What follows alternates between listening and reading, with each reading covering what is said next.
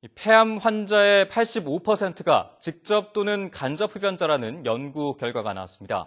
흡연이 폐암의 가장 큰 원인으로 밝혀진 건데요. 자세한 내용을 동남권 원자력의학과 핵의학과 양승호 주임과장 전화로 연결해 알아보겠습니다. 과장님 안녕하십니까?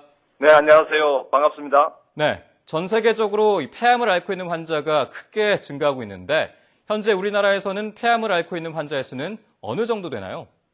네, 작년에 국립암센터가 발표한 2011년도의 국내 폐암 환자 수가 21,750여 명이었습니다. 이는 2011년도 전체 국내 암 발생 환자 21만 8천 명의 약 10%를 차지하고 있습니다.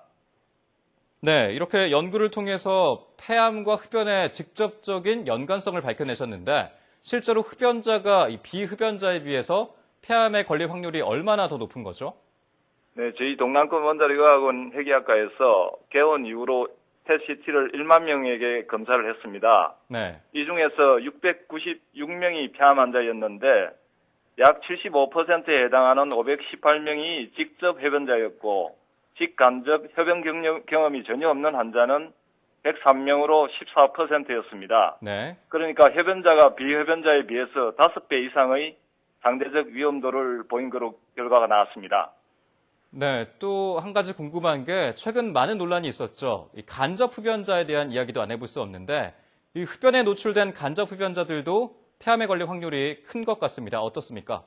맞습니다. 가정이나 직장에서 흡연에 오랜 시간 노출된 경우에 간접 흡연자는 남자는 29명, 여자는 49명에서 10.8%의 폐암 환자가 있었습니다. 네. 여성에서 간접 흡연에 의한 폐암 발생 비율이 아주 높은 것으로 나왔는데 일반적으로 폐암 환자의 성비 비율은 남자가 4대 1로 높게 나와야 되는데 간접 흡연에서는 여자들이 훨씬 높은 거죠. 네, 결국 흡연이 폐암의 가장 확실한 원인이다 이렇게 볼 수 있는데 연구 결과 과정에 대해서도 자세하게 설명을 부탁드립니다.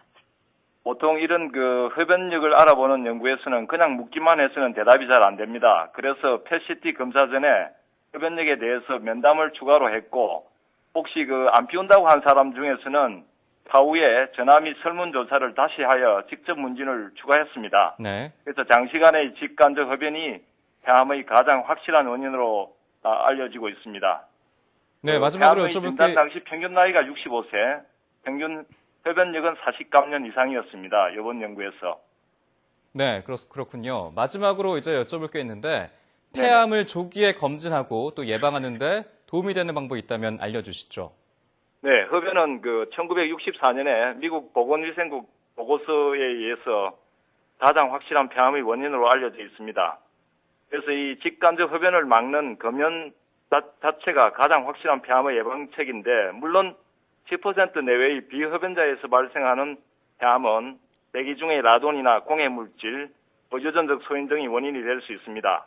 그러므로 흡연으로 인한 심장병 사망도 문제가 되기 때문에 네. 금연하고 그리고 간접 흡연을 피하고 균형 잡힌 식습관을 하고 적절하게 운동하는 그러한 것이 도움이 됩니다.